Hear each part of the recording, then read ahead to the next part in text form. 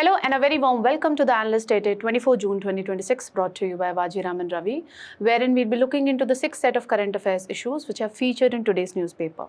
The handout of this very discussion has been pinned in the comment section below for a future reference.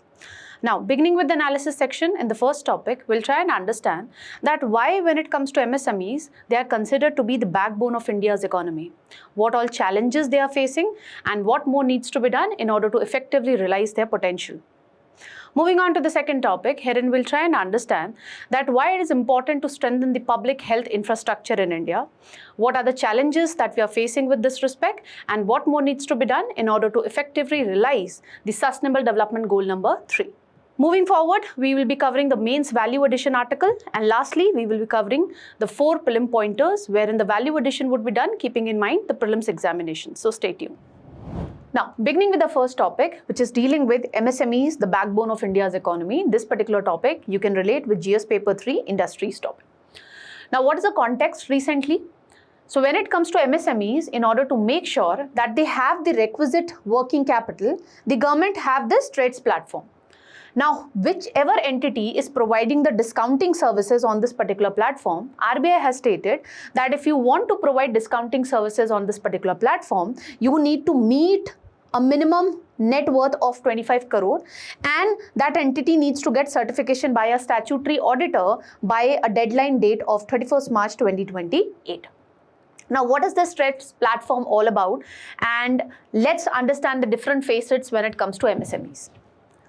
Now, first and foremost, why MSMEs are considered to be the backbone of India's economy? The reason being their immense contribution. If you talk about GDP, they contribute around 30% of India's GDP. When you talk about the exports, MSMEs account for 45% of the total exports from India. When you talk about the manufacturing output, according to Economic Survey of 25-26, 35% of the manufacturing output is provided by the MSMEs only. Then they are also the engines of employment generation. After agriculture, they are the second largest employer. Then they are playing a great role when it comes to the development of our rural India, as 51% of the MSMEs are located in these rural areas and they are providing adequate job opportunities in these areas. Then they are also promoting the idea of inclusive growth. How come? If you go by the annual report of Ministry of MSMEs 2021-22, it has rightly pointed out that socially backward groups own around 66 to 67% of the MSMEs. And in rural areas, almost 73 to 74% of the MSMEs were owned by socially backward groups. So it is playing an immense role when you talk about realizing the idea of inclusive growth. Sabka saath, sabka vikas. Then it is also enabling us to realize the idea of gender empowerment. How come? If you go by the SIDBI 2025 report, that is MSMEs in India, the progress and the challenges, 26% of the MSMEs are actually owned by women entrepreneurs. So it is playing a great role when it comes to economic empowerment of women. Now, having understood its significance, let's just jot down the challenges which these growth engines are actually witnessing in the current time. First and foremost is the problem of missing middle. Now, when it comes to MSMEs, government provide them with a lot of incentives. Incentives like when it comes to priority sector lending, they would be given, preference as compared to the other industries. So because of the various incentives, like they are immune from labor laws and all, they lack the incentive to grow big in size. They prefer to remain small only. Why? Because the moment they become big, they would lose all the benefits which are provided by the government under various laws. So they prefer to remain micro only, and that is the reason what we see when it comes to MSME sector in India. We have around 65 crore MSMEs in India. Around 97 to 99% of the MSMEs are still micro. Why? They don't want to grow big in size, because if they grow big in size, they will lose out all the incentives which the government is providing under various schemes. And because of this, what is happening? We are not able to realize the economies of scale. What is economies of scale? You must have heard this concept time and again. Economies of scales basically means that if I produce a particular product at a very small scale, let's suppose I am incurring a cost of ₹50 per product, okay, per unit. But if I do the production at a large scale, maybe to produce one unit only, I have to spend only 30 rupees. So that is what is economies of scale. The moment you do the production at a large level, the cost per unit that you are incurring currently, that would go down. And that is not possible currently given this problem of missing middle when it comes to MSME sector in India. Then another problem is informalization. Despite government being saying this particular thing that you need to register yourself on the Udyam portal, only then you will be getting the benefits of various schemes that we have introduced. You will be able to avail the formal credit. But then also MSMEs, according to Niti Aayog, 91% of them, they don't prefer to get registered with the authority, or they don't want to get registered under the Udyam portal. Why do you think that is the case? Because they think that if the moment they get registered, then over a period of time, maybe the labor laws would become applicable on them. Okay, the factory laws would become applicable on them. Then they have low digital literacy, because when it comes to Udyam registration portal, you have to do it digitally. So that is another reason why they are not getting registered. Then the cost of formalization, maybe they have to, time and again maintain the proper documents. That is another problem, because to maintain that document, they have to hire an additional person for that. So cost of formalization, these are some of the reasons why MSME sector don't want to get registered with the government. And one major reason is that the moment they get registered, maybe the government would start interfering in their day-to-day functioning. And over a period of time, the labor laws, the factory laws would be made applicable on them also. That would increase their cost of operation. Then access to credit, especially when it comes to formal sector credit, that is a problem, as highlighted by the Niti Aayog also, and it has been something highlighted by the SIDBI report of 2025 also, that when it comes to MSMEs in India, there is a credit gap of around 20 to 25 lakh. That means what is demanded versus what is getting. Let's suppose MSMEs are demanding approximately rupees 100 lakh, okay, but how much credit we are able to provide them? Only 75 lakh, okay. So this gap is of 25 lakh. And according to SIDBI report 2025, 12% of the MSMEs are still dependent on informal borrowing. So when you don't borrow the credit from the formal banking institution or NBFCs, what happens? Exorbitant interest rate is being charged on those MSMEs. That again increases their cost of operation. But if they get the credit from formal sector, they will be able to get the credit at a lower interest rate. But the problem being, why they are not getting the credit from the formal sector? The reason being, they are unable to provide the collateral. They don't have that much of collateral which they can keep, and on behalf of that they can get the money from formal banking sector. And another reason being, the banks are also reluctant when it comes to giving the credit support to the MSME sector. Why? Because of the high NPA, non-performing assets, when it comes to MSMEs.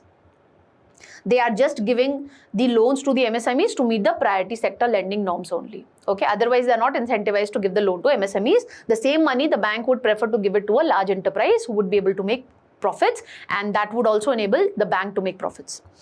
Another problem is the delayed payment. Now when it comes to MSMEs, they are majorly dependent upon the cash flow. Now if let's suppose a buyer A bought some product from an MSME firm, and MSME firm provided the product to buyer A, but the buyer A is saying that I will be able to provide you the money after 3 months. Now try and understand this thing. When it comes to MSMEs, if they would not get the working capital for 3 months, would it not impact their ability to, meet the further orders that they have got? And that is the reason when it comes to the MSME Development Act of 2006, the government has clearly stipulated this particular fact that this buyer A needs to provide the money which is due to this MSME the moment the MSMEs provide the product to you within 45 days. But then also we are seeing that this provision is being vehemently violated.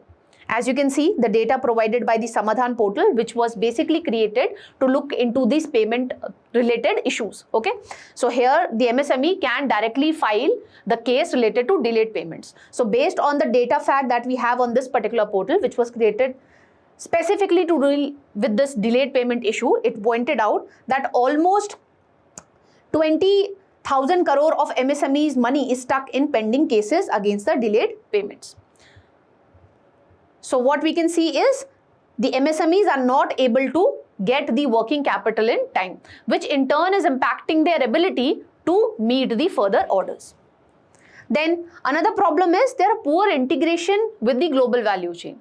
Nowadays, you all know that when it comes to countries, especially the EU nations, what they are saying, that we need to see that what kind of method you adopted to produce a particular product. Another problem is why when it comes to MSMEs, they are not able to, enter into high value sectors. The reason being that there are quality issues when it comes to the products which are produced by the MSMEs. And that is the reason, as you can see, the SETB survey of 2025, that is understanding Indian MSME sector progress and challenges, 70% of them are still dependent upon the local or traditional marketing channels. They are not able to exploit the e-commerce platform. Via using the e-commerce platform, they can access the urban markets, they can very well access the international markets, but that is not happening when it comes to majority of the MSMEs. Another problem being the quality issues when it comes to the products that they are producing, because they are not able to adopt high-tech technology, and also another reason being they are doing the production at a very small scale. Remember the phenomenon of missing middle. So these are some of the factors why it is not able to tap the foreign markets effectively. Although it contributes around 45% of India's exports, but the problem being that it is not able to scale up further beyond that particular point. Then when it comes to export competitiveness constraint, so as we studied, when it comes to MSMEs, they struggle to meet the ESG norms. What are these ESG norms? That is environmental, social and governance norms. Then they are not able to disclose what all carbon they produced when they were producing that particular product, and product traceability standards are an issue, and that is the reason they might be facing backlash because of the EU carbon border adjustment mechanism. Another problem being they are not able to get adequate skilled manpower.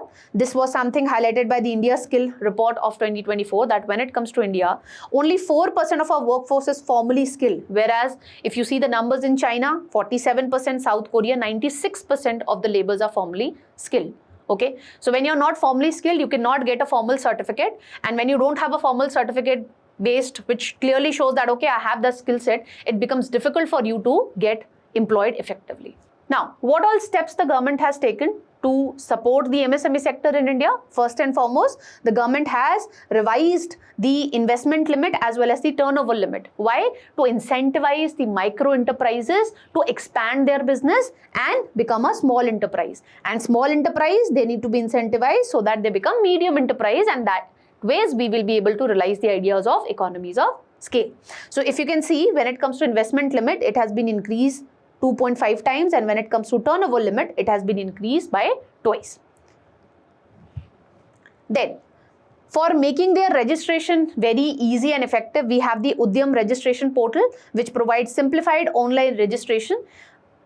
And once the MSMEs are registered on this Udyam registration portal, they get the formal recognition and they are easily, able to avail whatever schemes the government is running for them. For example, getting formal credit, getting institutional support, all that stuff. Then the government recently enhanced the credit availability under the Mudra loan scheme. It was launched in 2015. Earlier, the loan amount that could be availed was 10 lakh. But in the budget of 24-25, when it comes to the Tarun Plus category, Tarun Plus categories are those MSMEs which availed the previous loan, that was 10 lakh, and they were able to repay that loan in a timely manner. So now these MSMEs would be categorized as Tarun Plus, and they can now avail loan limit up till 20 lakh. Then when it comes to the trade receivable discounting system platform, on which today's article basically talks about, what is this platform all about? Let's try and understand. Now, just understand it with the help of example. Let's suppose this is a buyer B and this is MSME. Now, the similar example that we had, that MSME provided the product. Now, the buyer is saying that I'll be able to give you the money within 3 months. Now, we understood previously this thing, that if the MSME would be getting the money within 3 months, this would impact its ability to meet the future orders that it has to provide. So what it would do, let's suppose it has provided the product worth 1 lakh rupees. Now what the MSME would be doing, it needs money, okay, within a day or within 2 days. So what it would do, when it comes to buyer B, it would release a receipt that, okay, I had received goods worth 1 lakh rupee from this MSME. Now this receipt the MSME would be taking to NBFC or any banking entity. Now the banking entity would be discounting it. That means the banking entity, obviously they are not for charity, they'll not be giving the entire 1 lakh rupee.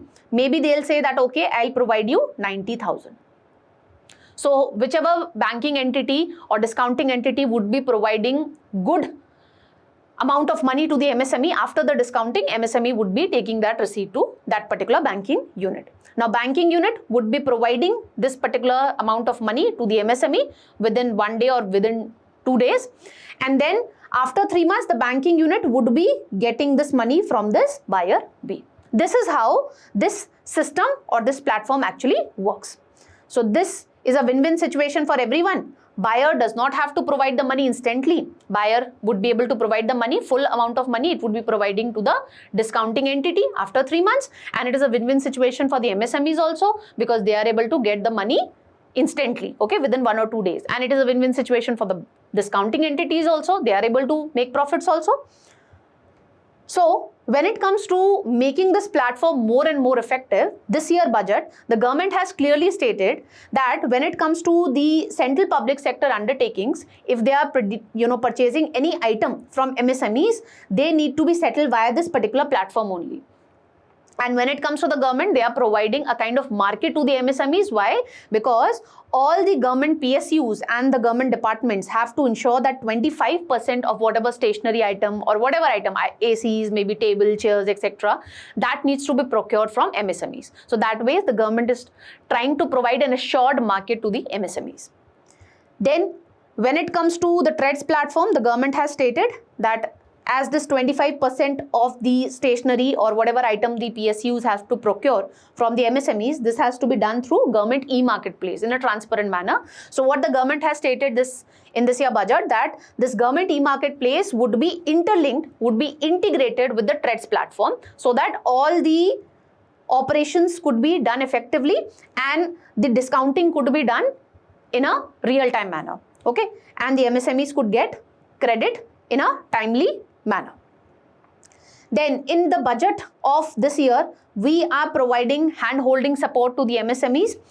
So for that, we have created corporate mitras, which would be helping the MSMEs to meet the compliance requirement at affordable cost. For example, ESG norms. For example, when it comes to product traceability, how much carbon they are emitting, so that they can meet the EU CBAM norms also. Carbon border adjustment mechanism. Now, in order to ensure that the MSMEs produce quality product and their production mechanism is also environment friendly, we are running this certification scheme, that is MSME Sustainable ZED certification scheme, wherein the government is incentivizing the MSMEs that they adopt high quality manufacturing processes via adopting energy efficient production mechanism or the processes, and whatever products that they are producing, it needs to have zero defect, basically improving the quality of the products being produced by the MSMEs. And lastly, to look into the delayed payment related issues, the government has created the MSME Samadhan portal. Herein the MSME can directly file a case against the defaulting borrower, and then the case would be further taken up by the MSME Samadhan portal. Facilitation centers would be there. Now, what more needs to be done so that we can give a boost or we can effectively realize the MSME potential? First and foremost, the UK SINA committee has clearly pointed out that to effectively deal with this phenomena of missing middle, what we need to do is we need to have a sunset clause when it comes to the incentives which are being provided to the MSMEs. And the incentives should be provided to the infant firms. Infant firms are those firms which have just started the operation, and the incentive should be provided maybe till 5 years or till 7 years. So from the date they started the operation till 5 years or till 7 years only, the incentives would be provided to them. For example, incentive under the priority sector lending norms, for example, exemptions from labor laws, factory laws, etc. So all these incentives should be provided only for the first 5 years or 7 years. These incentives should not be provided to the dwarf firms. Dwarf firms are who are intentionally not growing bigger in size so that they continue to enjoy the incentives being provided by the government. Okay, so that ways, if the government start providing incentives only to the infant firms and not to the dwarf firms, what would happen? The MSMEs would be incentivized to grow bigger in size. And that ways we'll be able to effectively deal with the problem of phenomena of missing middle. Then we need to shift from collateral based lending to cash flow based lending. So buyer needs to provide the receipt to the MSME, and by using that receipt, the MSME can get the necessary working capital from the discounting entities. Then we need to fast track the issue related to delayed payment. So facilitation councils needs to be created at district level, at state level, so that we can improve the dispute resolution. Then in order to ensure that they are able to get skilled workforce, we need to provide grants to the MSMEs so that we can offset the cost which MSME has to bear to skill the workforce. Or what we can do is we can conduct a skill census. Under the skill census, what we'll be doing, we will be figuring out that in a particular locality, what kind of MSMEs are there and what kind of skill set they require, and accordingly we will be doing the asset, this demand and supply mismatch. Okay, we will be figuring out that what kind of skill set are demanded by a MSME in a particular area, and accordingly we would be making sure that the youth which have the necessary skill set is connected with those MSMEs. Then we need to come up with common facility centers wherein we need to have shared R&D labs, plug and play infrastructure should be there, and quality controls should be put in place so that we can ensure that the products being produced by the MSMEs are able to meet the high quality standards. Then to ensure that they are able to reach to greater markets and they are not just restricted to the local or traditional market, what we need to do, we need to incentivize the MSMEs that they exploit the potential of e-commerce. And in this respect, the digital marketing, tools should be provided to them, and some sort of training should also be provided to them. So capacity building in this respect needs to be done so that the MSMEs could effectively exploit the potential of e-commerce and they can reach to greater markets. Lastly, to enhance their export competitiveness, what we need to do, we need to provide them hand-holding support, that how they can meet the global quality standards and how they can meet the ESG standards. For this, as we studied, we have come up with corporate mitra, so this program needs to be effectively implemented. Then we need to create cluster-based exports hub. Okay, so in a particular cluster, we would be targeting a particular product and we would be targeting a particular country. So that ways, we will be able to enhance the export footprint when it comes to the MSMEs. And lastly, we need to provide the market intelligence to the MSMEs, that what kind of product, what is the quality standards which is actually demanded by the people in other countries. So that sort of market intelligence would enable the MSMEs to fine-tune their products, and this would enable them to reach out to larger export markets. That's all that we have to cover when it comes to this particular topic. As you can see, UPSC has asked a question on MSMEs. This is one of the favorite topic of UPSC. And based on the discussion that we have, I have also framed a practice question for you people. So do practice this question. And with this, let's move on to the next topic. Now, beginning with the second topic, which is dealing with the public health infrastructure in India. This particular topic you can relate with GS paper 2, issues related to health in India. Now, an article has appeared in the Hindu, which talks about the deplorable state of public health infrastructure in India and how it is leading to inadequate access to healthcare services in India.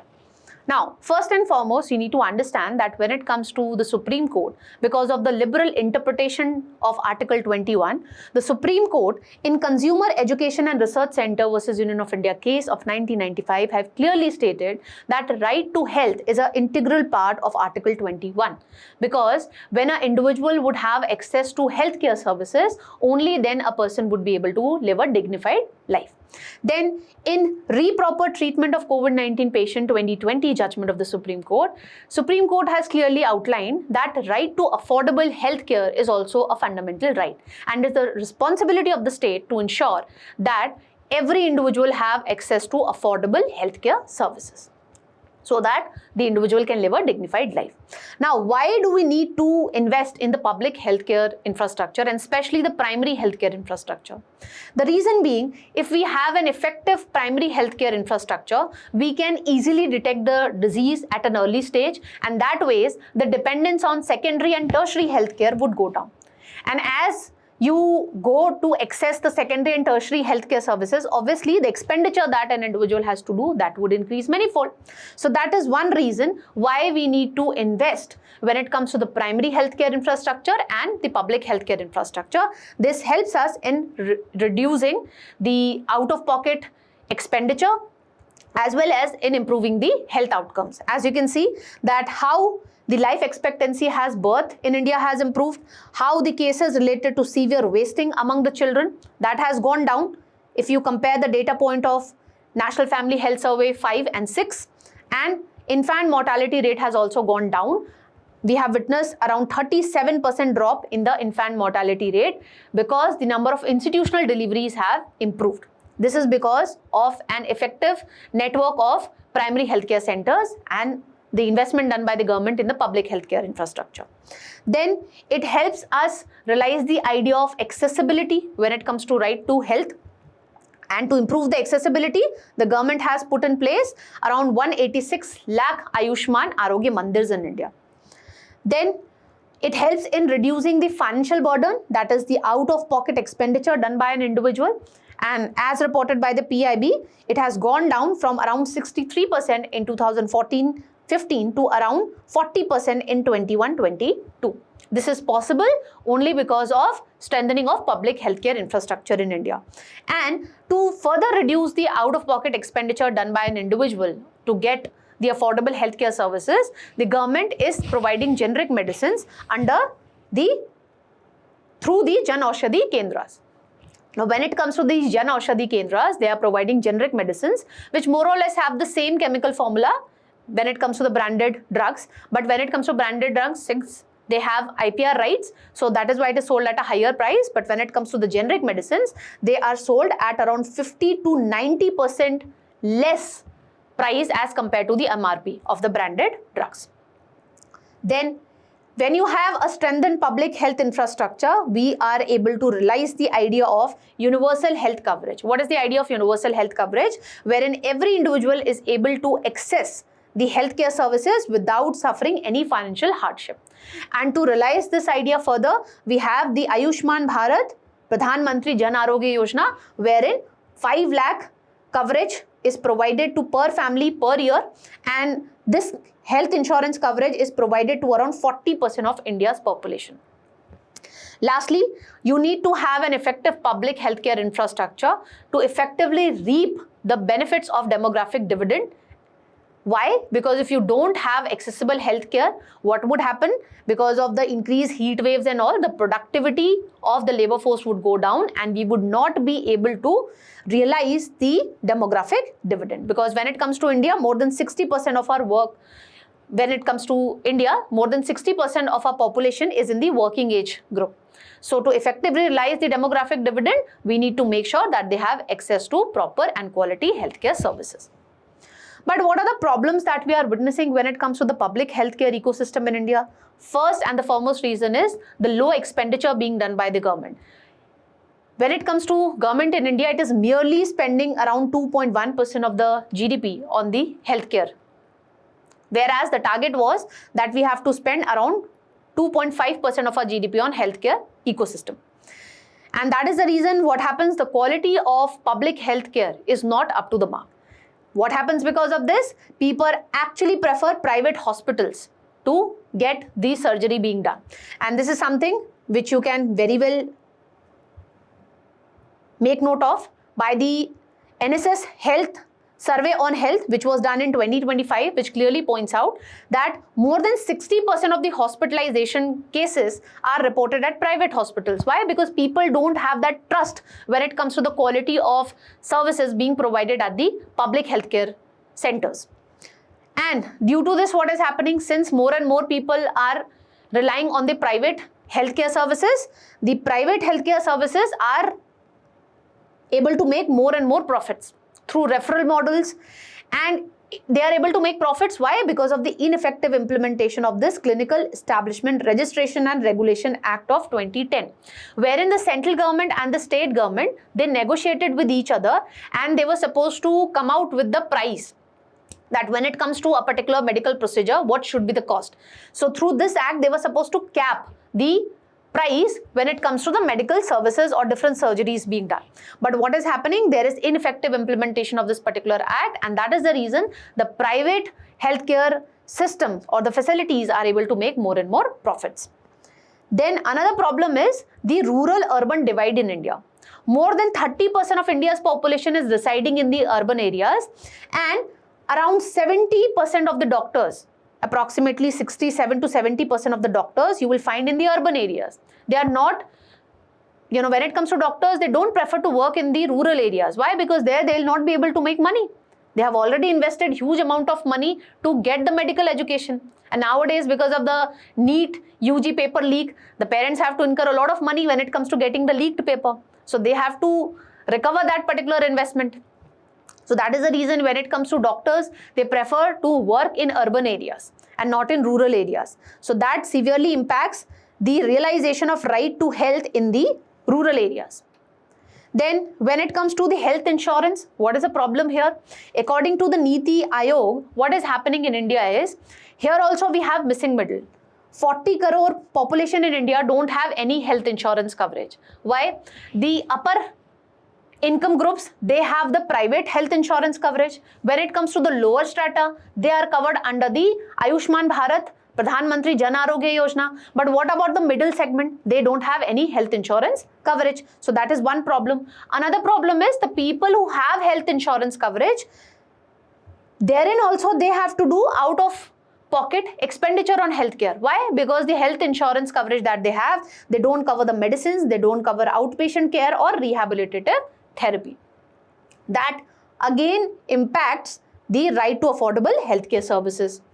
Then there are structural gaps also, as highlighted by the government's own report, that is Health Dynamics of India 2022-23, that when you talk about the rural health centers, therein 80% shortfall is there of specialist doctors. That is another reason why the people don't trust the public healthcare infrastructure.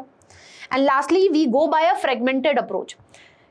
We are not keeping this thing in mind that nowadays majority of the diseases are zoonotic in nature. That means from animals they are getting transmitted to humans. You take the example of COVID-19, you take the example of avian influenza, you take the example of Nipah virus, rabies, etc. So the need of the hour is that we start focusing upon the One Health concept, but that is not something that we are doing.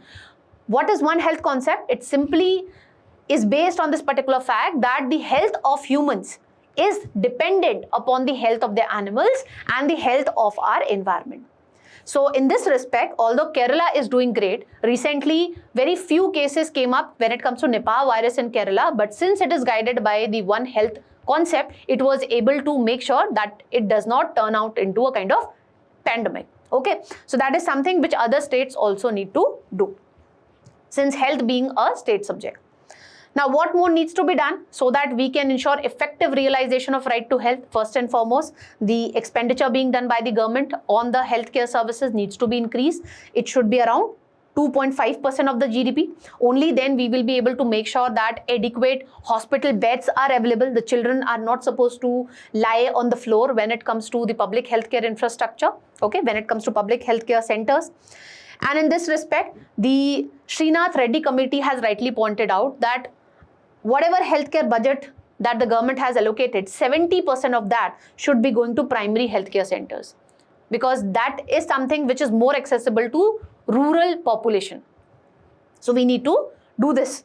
Then we need to address the workforce related challenges. For that, what we can do is we can connect the private medical colleges and the government medical colleges also with the district hospital and the primary health centers. Government colleges are more or less connected with the district hospital. This needs to be done with the private medical colleges also, so that when it comes to the medical students, they can get a first-hand experience the diseases which affect the population, and this way we'll also be able to address the workforce related challenges when it comes to the primary healthcare centers. And to address the shortage of doctors, specialist doctors when it comes to the rural areas, therein we can come up with a kind of service bond kind of a thing, that for 10 years or maybe for 5 years, they should be made to provide their services in rural areas. Then for enhancing the accessibility to healthcare services, we need to exploit the telemedicine. For this, adequate digital infrastructure needs to be put in place. In the last analyst, we discussed that how we are witnessing deplorable performance when it comes to the BharatNet project. So effective implementation of BharatNet project is the need of the hour, so that we can bridge the digital divide which is there between the urban and the rural areas. Only then we will be able to make great use of the telemedicine initiatives just like eSanjeevani. Then we need to come up with mobile health clinics, basically to make the healthcare services more and more accessible in areas which have difficult or tough terrain. For example, in hilly areas, tribal areas, etc. Then, in order to effectively realize the idea of one health concept, we need to make it legally mandatory that there needs to be intersectoral coordination. That means the Ministry of Health need to coordinate with the Department of Animal Welfare, okay, or Animal Health, and it needs to effectively coordinate with the Environment Ministry also. So that intersectoral coordination, interministerial coordination needs to be there. Only then we would be able to make sure that we don't go with a reactive approach. We go with a proactive approach.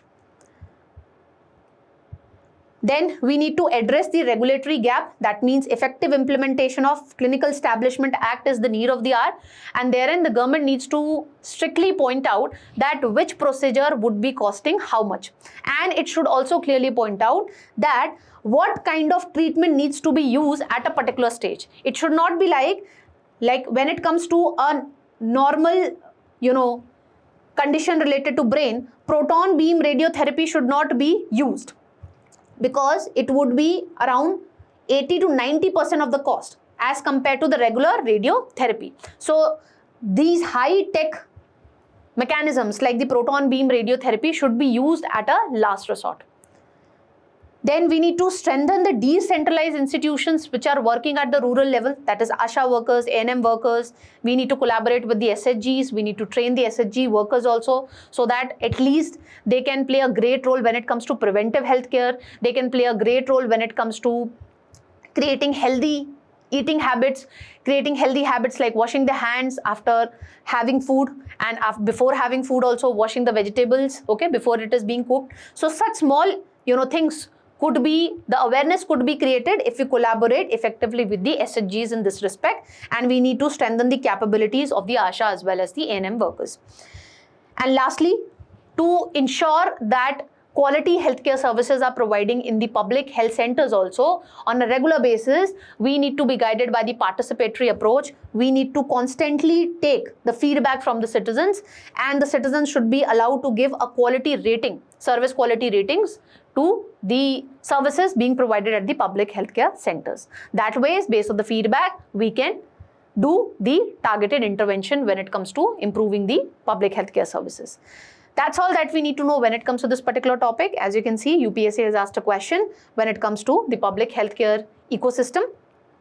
And on similar lines, based on the discussion that we have, I have framed a practice question for you people. So do practice this question. With this, let's move on to the mains value addition article. Now, beginning with the mains value addition portion, you can quote this case study of Delhi. Wherever you are writing an answer related to environment, wherever we have this argument that we need the participation, effective participation from the citizens, only then we can effectively uphold the sustainability principles. Now you have a real life example to quote that. Now when it comes to the South Delhi's Navjivan Vihar, here the colonies have been declared zero waste colonies. Why? Because for the past 8 years, what the residents here are doing, they are doing source segregation of the waste. So that means dry waste is segregated from the wet waste, and accordingly composting on the site is being done. And when you segregate the waste, dry and wet waste, it becomes easier to effectively realize the idea of waste to energy. And what the LG of Delhi has given the directive to the Municipal Corporation of Delhi, that let's replicate this zero waste colonies that is already in force in Navjivan Vihar. It is already being followed in Navjivan Vihar. Let's replicate this across Delhi city. And for this, the LG has also given this directive to the Municipal Corporation of Delhi that let's tap the CSR fundings for this. so that we don't face any funding crutch in this respect. And you will be astonished to know that in Delhi, we have 670 certified zero waste areas, and together these are processing and composting around 100 tons of waste every day. Imagine if we replicate this thing in entire Delhi city, what would be the amount of waste that we will be able to process every day. And this would enable us to uphold the idea of life movement also, and it would enable us to reduce our waste generation also, and effectively realizing the idea of waste to energy. So this is a model that you can quote wherever you are writing an answer related to environment. Now with this, let's move on to the prelim pointer segment. Now recently, the government has tightened the FCRA norms for the NGOs. Let's try and understand what has been the recent changes. This particular topic you can very well relate to the polity section of your prelim syllabus. Now first, let's understand that why this FCRA Act was brought in the first instance for the first time in 1976. Now when it comes to this Foreign Contribution Regulation Act, it is to be implemented by Ministry of Home Affairs, and this act was brought in order to make sure that whatever foreign funding is coming, that does not have a negative impact or an adverse impact on countries' internal security matters. Now, this act was extended to civil society in 1984. Earlier, it was applicable to political parties. Then it was extended to NGOs in 1984. Then in 2010, the law was further strengthened when it comes to the NGOs. And over a period of time, the political parties, they were removed out of the ambit of this FCRA Act. But the state regulation when it comes to NGOs, that got further, tightened with the 2020 amendment also. So in 2020 amendment, what the government stated, that whatever foreign contribution an NGO is getting, that needs to pass through a single SBI branch in New Delhi. So after this amendment, all the NGOs, irrespective of the fact that in which corner of the country they are operating, if they want to get foreign contribution, they were supposed to open a bank account in the SBI branch of New Delhi, so that it becomes easier for the central government to effectively do the surveillance and to effectively monitor that for what purpose the NGO is actually getting the foreign contribution. And another change was done with respect to the administrative expenditure limits. So the government stated that earlier, whatever foreign contribution an NGO was getting, they could use 50% of that amount, but this limit was reduced to 20% in 2020 amendment. Simply, it means that more money which is coming in the form of foreign contribution for the NGOs should be used for the intended purpose for which the NGOs are demanding money, for which the NGOs are getting the foreign contribution. They should not be consuming that money to meet their administrative related expenses. Now, let's understand that what has been the recent changes when it comes to the NGO in 2026 when it comes to FCRA rules. Now, the first change is with respect to the registration certificate. Now, the government has clearly stated that if you want to get this registration certificate from us, you need to specify the exact purpose for which you are operating this NGO, and you need to specify the geographical expansion also, that in which state you want to operate, in which union territory you want to operate. And for the first time, the NGOs have been made to choose the activity only from a predefined schedule. So they can either, take up any work related to education sector, economy, religious, cultural and social related activities. Now the existing associations or the existing NGOs which are there, because they have not, clarified that for which purpose they are operating. So for them, the government has given them 1 year within which they have to file, and they need to intimidate to the government. That means they need to inform to the government by filling this new form, that is FCCF, wherein they have to again state the purpose, that in which area they want to work, whether it is educational, economic, religious, social or cultural, and the geography, that is state and UT in which they want to work. Then once the NGO get the registration, it would be valid for 5 years. And before this expiry period of 5 years, they have to apply for renewal of their registration certificate. Now, the government is going to impose a fee when it comes to operating in a specified purpose and when it comes to operating in a specific state as well as union territory. Now, what would be the negative impact of it? The NGOs which are operating across multiple sectors, Okay, and across multiple regions, they would end up paying a higher registration cost, because for every purpose, the fee would be different. They have to pay additional fee, and if they want to operate in more number of states, then they have to pay higher money to get the registration certificate. Previously, a single fee was there for getting this registration certificate. And when it comes to the NGOs, they are supposed to disclose their ultimate donors, that is, what is the true source of the foreign contribution that they are getting, if they want to get the registration certificate and if they want to get this registration certificate renewed again. Then, when it comes to the definition of key functionaries of an NGO, that has been broadened. Now, it would include office bearers, directors, trustees, partners, karta of Hindu undivided family, governing body members, etc.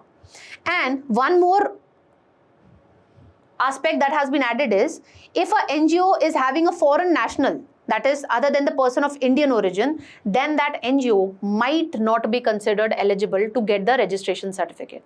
It can get the registration certificate only and only when it is permitted by the central government, that okay, this NGO can get the registration certificate. Then additional information also they have to give it to the government related to the publication done by any of their key functionaries, then the book, magazine or newspaper articles that any of their key functionaries are publishing. Then to prevent inactive NGOs to hold on to this registration certificate, what the government has done, it has clearly stated that we will be looking into this thing, that whether an NGO is spending a minimum amount of 10 lakh of the foreign contribution in the last 2 financial years or not. If you have not spent this much of amount, then your license would not be renewed or it might be cancelled. And for prior permission cases, wherein the government would give a green flag that okay, now this foreign contribution could be released, the next installment of fund would be released only and only when 75% of the previous money which was provided, that is being used effectively, and the second tranche would be released only when the government has carried out a field inquiry to ensure this thing, that 75% of the previous tranche of money that was released, that has been effectively being used and for the intended purposes was used. Now, additional facts related to the violations. Now, when it comes to violation of the FCRA rules, for example, if they breach this 20% limit related to the meeting the administrative expenses, or if they are engaging in speculative investment, misuse of funds, or they are using the funds for some other purpose and they are not using the fund for the purpose for which they wanted to get that foreign contribution. In all these cases, what would be the penalty? It would be 30% of the amount that was misused, or it could be 1 lakh, whichever is higher. When it comes to the imprisonment thing, therein it has been reduced. Earlier it was 5 years, it is now reduced to 1 year.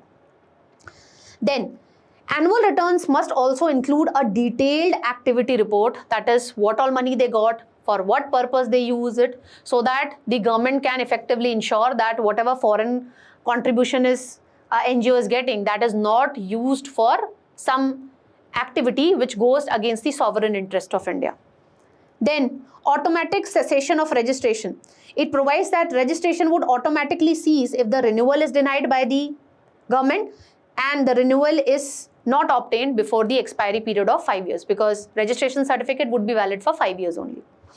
And a designated authority would be created by the government in case a NGO's registration certificate is denied and it is not renewed, then the designated authority would be managing all the assets which are related to that particular NGO which has lost its FCRA registration. Now that's all that we need to know with respect to this particular topic. Let's move on to the next one. Now, from Ukraine to Lebanon, in different areas wherever the war is going on, we are witnessing asymmetric warfare, that is use of high-tech technologies, for example, visible drones. So what are these visible drones? Let's try and decode. This particular topic you can associate with the defense sector of your prelim syllabus. Now, when it comes to understanding this invisible drones, firstly you need to understand that what was the problem with the traditional drones that we have.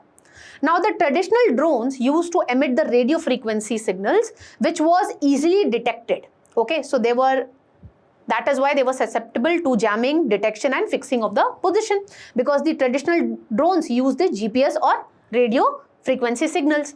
Now why these drones are considered to be invisible drones now? Because they don't emit this radio frequency signals. Rather, they are operated through a fiber optic cable, which is very thin, like a hair-like strand, okay? And they are connected with their operator through this fiber optic cable. These are high-speed, high-strength, lightweight network cables that transmit the data as pulses of light rather than using radio frequency signals. And that is why they could not be detected. And that is why they are highly resistant to traditional electronic countermeasures, spooking and radar detection. And they are completely immune from radio frequency jamming. That is why they are referred to be as invisible drones. As you can see, this very thin fiber optical cable, as you can see here, I'm just marking it with red. It is very thin, like a hair strand. So when it comes to this cable, it can reach reasonable, distances up till 20 to 30 kilometer. And the another benefit is it can provide you real-time updates, because the cable can transmit operational data during the flight, and it enables the drone operator to see the target and the surrounding environment in real time. So response would also be effective. But the problem is, when it comes to these invisible drones, since they are connected with a very thin hair-like strand optical fiber, they are vulnerable to extreme weather events. And if they got stuck in any tree, okay, then also they would not be able to do their work properly. So they are susceptible to severe weather like heavy rains, dust, gusty winds. So if wind is blowing at a very fast speed, this invisible drone would not be able to carry out its operation effectively. That's all that we need to know with respect to this particular topic. Let's move on to the next one. Now, recently we all know that Telegram app was banned in order to ensure effective re-NEET UG examination, okay, so that we don't come across instances like paper leak again. This particular topic you can relate with the polity section of your prelim syllabus. So what is the context? We all know that the government has blocked the Telegram so that we can effectively carry out the NEET UG 2026 examination, and recently the Telegram app was opened. Now this particular decision of the government, that is interpreting information include an entire app. This decision was upheld by the Delhi High Court recently. Earlier, what does information under the IT Act implied? Earlier, information under the IT Act implied data, message, text, image, sound, voice, etc. It does not include an entire app. That is the reason the experts are pointing out that it is like weaponizing the content blocking provision which has been there under section 69A of IT Act. Earlier, the government has the power that, okay, it can block a particular account, it can block certain messages, but using this particular section of IT Act to block an entire app, this was not a proportionate decision. That is what the critiques have to say, but the Delhi High Court has upheld the decision of the government in this respect. Now, when it comes to Telegram, it was making a case pointing out the Supreme Court judgment given in Anuradha Basheen case of 2020, wherein the Supreme Court stated that the government has the power to impose certain restrictions when it comes to accessing the internet.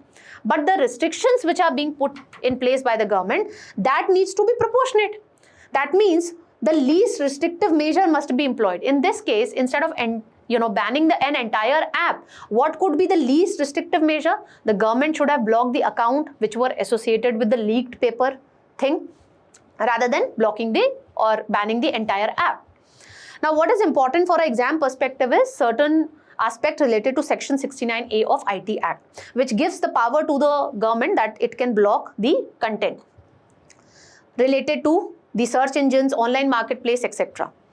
Now, this section requires the information of the content being blocked if it is deemed to be as a threat to India's national security, sovereignty or public order.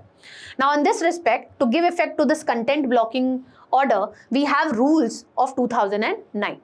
So, Rule 8 of these rules clearly state that before the government give effect to the blocking orders, it needs to give a fair chance to the digital intermediary to present its case to the government. Only then the order would, after hearing their views, only then the order would come into effect.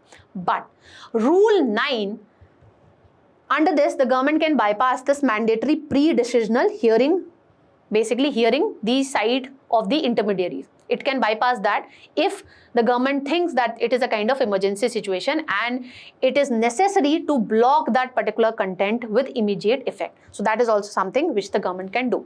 Now, with respect to this particular act, you need to make note of the Shriya single case of 2015, which is a landmark judgment of the Supreme Court, wherein the Supreme Court clearly stated that Section 69A of IT Act is constitutionally valid, and it noted that it contained adequate procedural safeguards. What kind of procedural safeguard? So under this section, the government is required to record the reason in writing, and there is a provision of review committee to oversee the blocking orders as well. So since there are effective procedural safeguards put in place when it comes to exercising the power under Section 69A of IT Act, Supreme Court upheld this thing that this section is constitutionally valid. That's all that we need to know with respect to this particular topic. Let's move on to the next topic of Analyst. Now, the last topic of today's Analyst is dealing with IMO, which has announced a plan that it is going to evacuate all the vessels which are stuck in the Persian Gulf because of the ongoing West Asian crisis. Okay, we all know that despite the signing of deal between the USA and Iran, still the Strait of Hormuz has not been opened by Iran. So this particular topic you can associate with the prelims topic, that is international organizations. So let's make note of certain prelim facts related to this particular entity, that is International Maritime Organization. So when it comes to this IMO, it is a UN specialized agency and it was established in 1948. And earlier its name was Intergovernmental Maritime Consultative Organization, and it was in 1982 that its name was changed to International Maritime Organization. When you talk about the membership, it has 176 member states and 3 associate members, and India has been a member since 1959. The headquarters of this particular organization is situated in London, UK. And when it comes to this particular organization, what is the purpose for which it was created? So it has been given the responsibility to ensure safety and security of the shipping across the globe. Let's make note of certain important conventions which are associated with this particular organization. So first important convention is MARPOL. It aimed to reduce the pollution which is coming from the ships, including oil spill, sewage and hazardous cargo residues. Then another is Safety of Life at Seas Convention, which establishes international standard for ship construction, equipment, operational procedure to ensure the safety of ships and the passengers which are there in that particular ship. And lastly, we have the Hong Kong Convention, which came into force in last year only, 2025. Although it was adopted in 2009, but it came into force in 2025 only. And it talks about safe and environmentally sound recycling of ships. That's all that we need to know in today's Analyst. Quiz would be coming right up next, so don't forget to practice the quiz and please check your knowledge. Till then, keep smiling, keep learning. Have a great day, all of you.